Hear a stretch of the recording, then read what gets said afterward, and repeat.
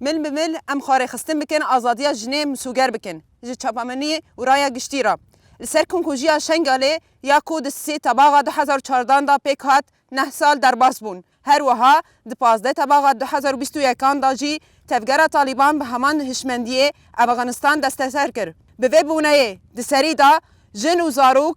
ام تواهی گل خواه ازدی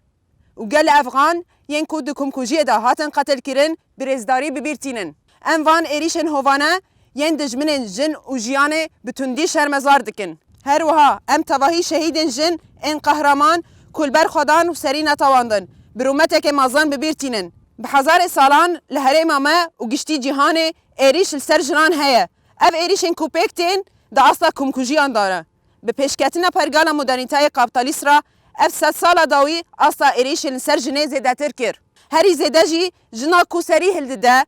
د آزادی خدا اصرار دکه و رخصتنبونا جنان پیش دخه دبه هدف د 100 سال 21 دا لبر چاوه تواهی جهانه جواک مایه ازدی لشنگاله راستی کنکوژیه که غدار هات با آوائی کی زانابون و به هویتیه که مازن جن راستی قتل کرن رواندن و دستریجی هاتن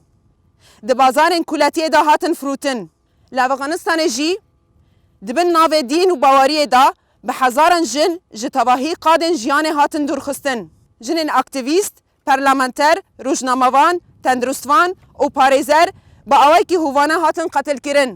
بدەهان ژنên چالاکوان دی زیندانان دا راستی دەستدرێژiyê هاتن رغمی وان تەواهی کریارên هوانە و قرکەر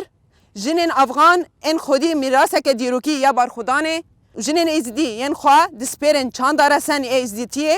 xwe mehkumî jiyana kûletiyê nekirin û dengê xwe gihandin tevahî cîhanê rغمی وان hemû êrîşan heya roja îro li ser piyanin xwe birêxistin dikin û tekûşîna xwe didûmînin em vê sekna berxwedêr û birûmet a jinên Efganî û şengalî silav dikin soz didin tevahî jinên ku bûne qurbanê destdirêjiya mêrê desthilatdar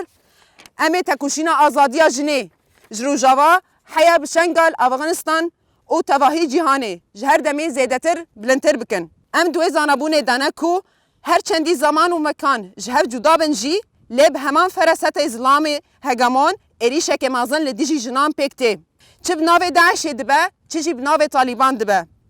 pêwîst e herkes zanibe ku ev êrîş xizmeta berjewendiyên hêzên hegemon dike di şexsê jinê da carekî din hewl didin civakê û mirovahiyê mehkûmî jiyaneke bêrûmet bêçand û bêexlaq bikin em weke yekîneyên parastina jin yê pejê beşdarî kampanya tevgera azadiya jin kêjekê dibin û em dibêjin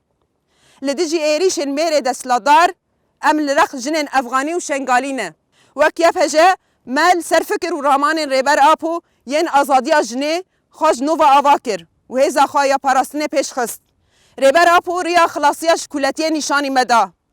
bi beşdariya jinên Ereb Asûrî û Suryanî Türkmen û internasyonel nava refên yê pejê me dengê xwe gihand tevahî jinên cîhanê çawa ku di kumkujiya şengalê da wek yê pejê û gerîlayên Yecestar me mil mil bi hevra jinên êzidî ji hovîtiya Daişê xilas kir û îro li ser vê bingehê li şengalê jinan hêza xwe ya parastinê Yecêşê ava kir her wiha di pêvajoya şerê Kobanê û Serêkaniyên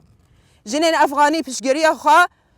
bi yê pejê re nîşan dan wê heman helwest û tekûşîna me jinan a ku îro di pêşengiya kejekê rawa û tajê bilind dibe dawî li pergalê mêrê desthilatdar bîne wek yekîneyên parastina jin yê pejê em ê bi awayekî şêmber